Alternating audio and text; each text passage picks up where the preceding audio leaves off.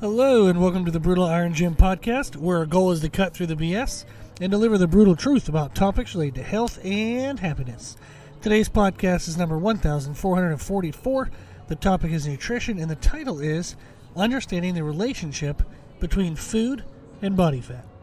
Now you might hear some background music today. I'm actually outside and there's actually some pretty chilled music playing, which is nice, but hopefully it's not too loud in the background. I think if we survived all those podcasts up in Philly a couple years ago, I think we can do fine here. But that would just be for those who have been around that long. Good memory for you in the sense of not having any clue of what I'm talking about. Okay, let me go on. So what we're going to do today is we're going to talk about kind of the understanding of the relationship between food and body fat. And I wanted to look at this let's just kind of go through a conversation about food and its relation to body fat. The love of money is the root of all evil. We've heard that kind of quote. And unfortunately, that quote, the love of money is the root of all evil, usually means that people villainize money because of the statement. They think money is evil, but it's not. If you kind of reread that statement, it's not that money is the problem, it's the love of money above all else. And that same confusion happens with food. People villainize food thinking it's food that makes you fat, but it's the love of food that makes you fat. The mismanagement of food is what contributes to body fat. Think of how we need to manage like other aspects of our life in order to have a best life. I know time, for example. If you have all the free time in the world, but you didn't do anything with it, you'd actually be miserable. You'd be bored, you'd feel insignificant, and you'd look for ways to fill your time. I understand that we all mostly listen to this. We deal with that on the other side of the scale, is that we don't have enough free time. So we fight to manage time from a not enough perspective. But I actually I have met people, I know people who have a ridiculous amount of time. And they're some of the most miserable people I've ever met in my life. Because they don't have anything to do with it. They have no meaning to it. And it's not good. It doesn't allow them to live their best life. Now, we all struggle to have enough time. But it's not that we don't want to do anything. We just want to have enough time to do the things we want to do, right? So we want to have things to do. We don't want to have nothing to do. And we don't want to have too much to do. We want the right amount of things to do. And the same is true with money. You know, if you have none, that causes a lot of stress. But also, if you have more money than you could spend, you'll still have stress. I've trained some very high-level athletes, professional athletes, like well-sponsored fitness athletes, where money wasn't a concern for them. They had enough money.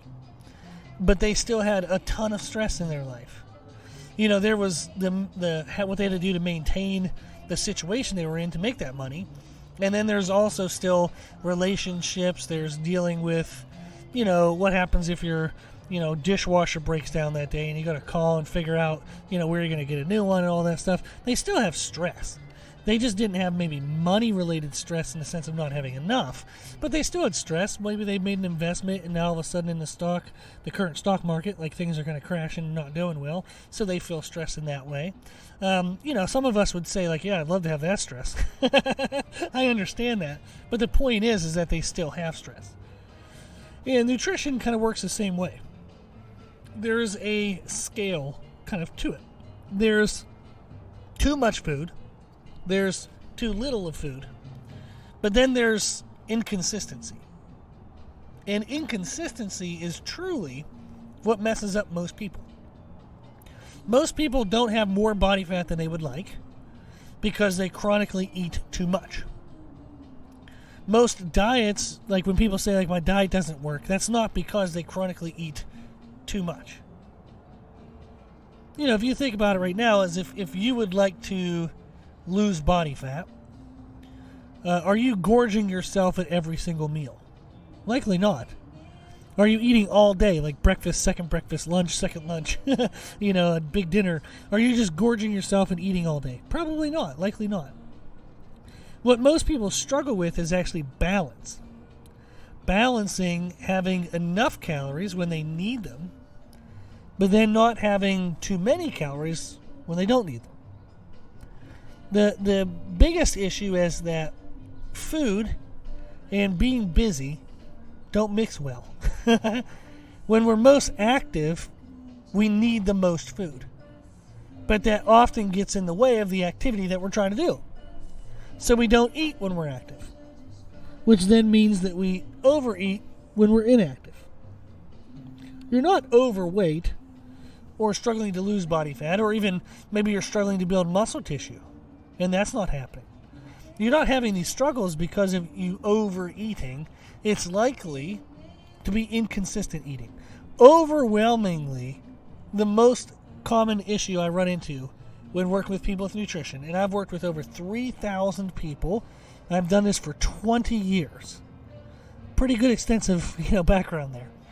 Overwhelmingly, I would say 99% of people, they struggle with inconsistency in their eating. So, what we really want to focus on when we want to try to better manage body fat, better manage daily, energy levels, digestive complications, when we try to build muscle tissue without building body fat on top of it, we have to learn how to manage food.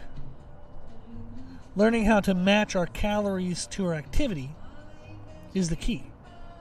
That's how we move past the villainization of food. How we move past believing that food makes us fat to understanding that it's the mismanagement of food that makes us fat. It's the mismanagement of food that holds us back from our goals. Just how money isn't evil, prioritizing money over people, ethics, and morals is evil. Food isn't evil.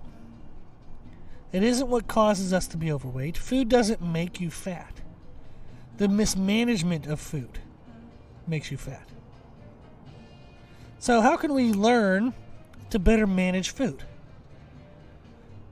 Understanding what needs to be managed is a big component. And then how to manage those things. So what are the things that we need to manage when it comes to food? And then how do we manage those? So what needs to be managed? That is often one of the things that people get wrong, is they think about what they eat. Okay, am I having, brown rice and quinoa rather than white rice? Am I having wheat bread rather than white bread? People worry about the creamer in their coffee, and that couldn't even be more meaningless. Golly. But it's important for us to actually understand and know what needs to be managed. If I'm going to make a difference in what I'm doing, where can I get the most positive result for my efforts? Where can I get the most significant difference from the change that I want to make to my efforts? What we really want to focus on is calories, protein, and timing. For 99% of the people that I work with, this is all the depth of focus you will ever need. Calories, protein, and timing. Calories. How many calories do I need per day? Protein. How much protein do I need per day? And timing. How can I eat more when I'm busy so I don't overeat when I'm not busy? For 99% of people, this is all you need. The other 1%, you're going to want to pay attention to like when your carbs are, when your fats are, digestive rates of different foods. There's a little more complexity to it, for sure. But even those people, you still need to start with calories, protein, and timing. It doesn't matter if you're eating, is it waxy maize during your workout, or do I have glucose or sucralose or fructose? Oh my gosh, none of that matters if your calories aren't right, if your protein isn't right.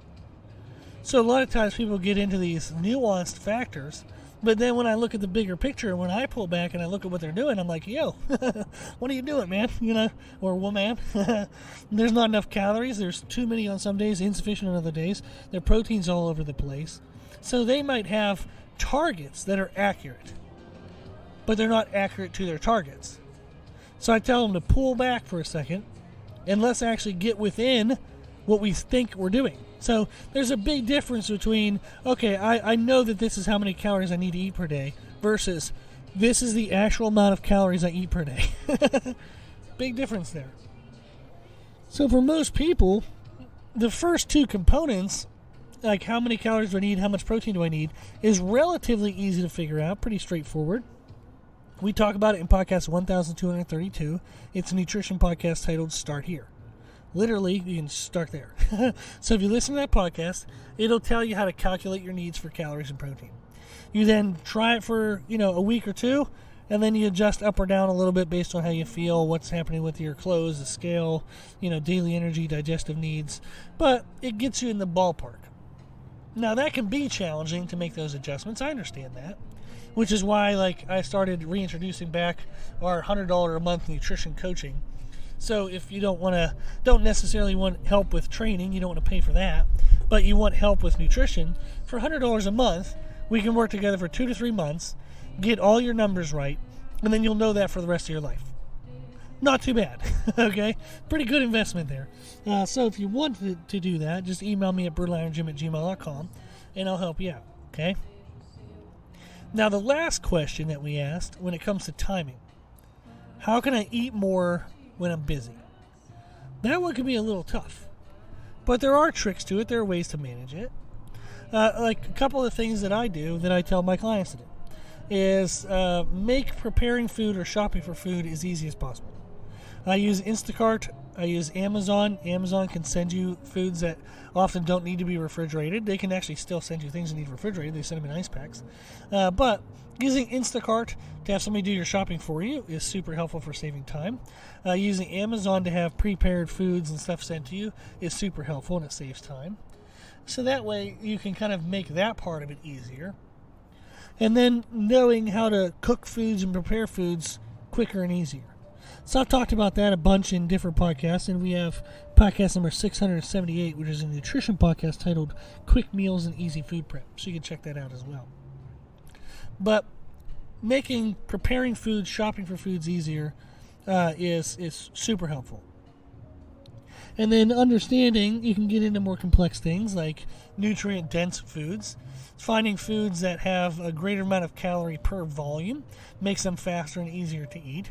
I don't want to try to get 1,000 calories from lettuce, right? So that might not be the best choice.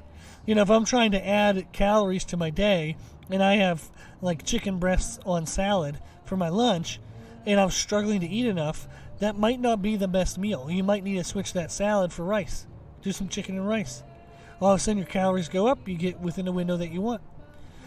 So people, this is getting back to that villainizing food. People are like, oh my gosh, chicken and rice would make me fat, but, chicken on a salad won't. Well, if you're not making progress and you're eating the chicken on the salad, maybe the chicken on the salad isn't working. If nothing's moving, if you're unhappy with what you're looking like, then you have to try something new. You have to do something new. And this might help where you would say, okay, I'm going to look at my calories, and I realize, oh my gosh, I'm only eating 1,200 calories a day when I should be eating maybe 1,500 or 1,600.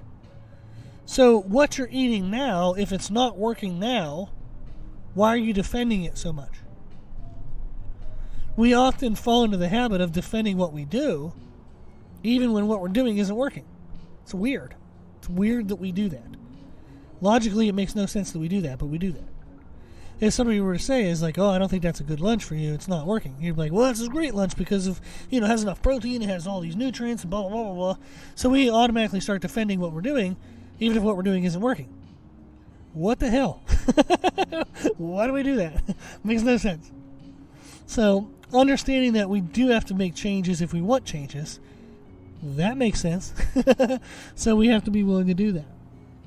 So, there's a couple things you can do, like we said, like the Instacart, Amazon, quick and easy shopping, picking nutrient-dense foods, eating more fats at your meals throughout the day might help slow down the digestion so you don't feel so hungry during the day.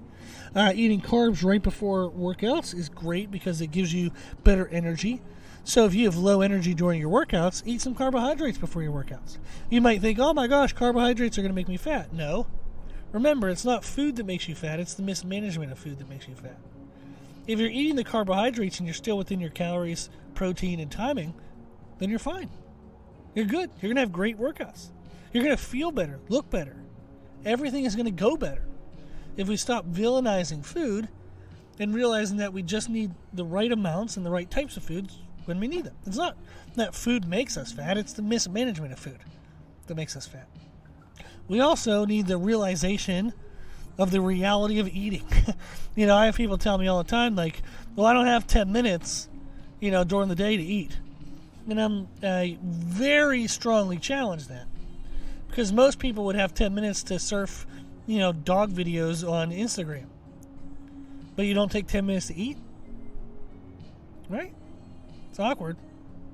When we point it out like that, you might take 10 minutes to have a conversation with a coworker about nothing, but you won't take 10 minutes to eat.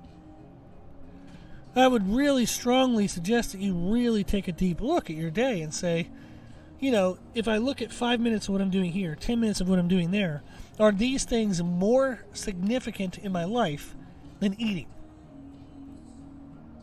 Probably not.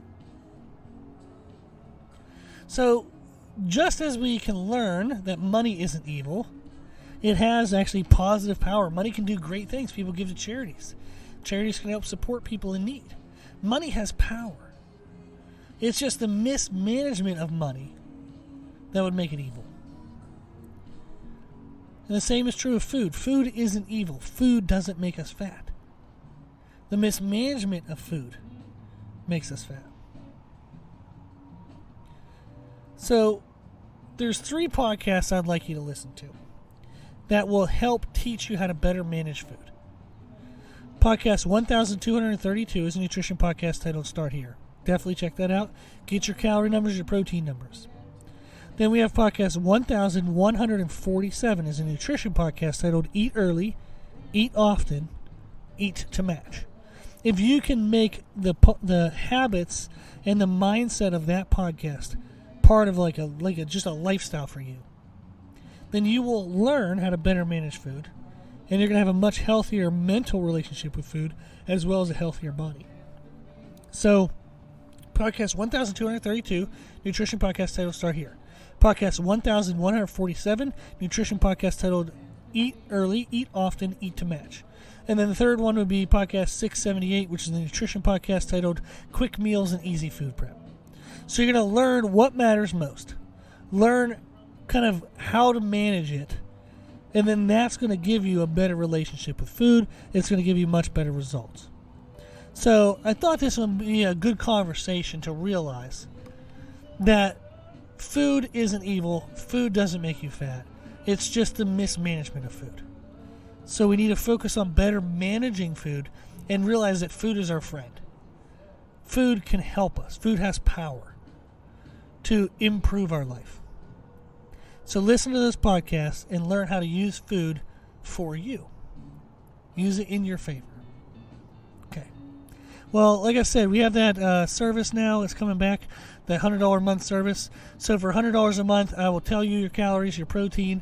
I'll tell you how to distribute out your calories and protein throughout your day. I'll help you. I'll actually help you with specific food selections and food portions and all that stuff. You tell me what you're struggling with schedule-wise, convenience-wise, whatever it might be, and I'll give you the answers, and then I'll check in with you every single week, and we'll make it work. Pretty amazing service for only $100.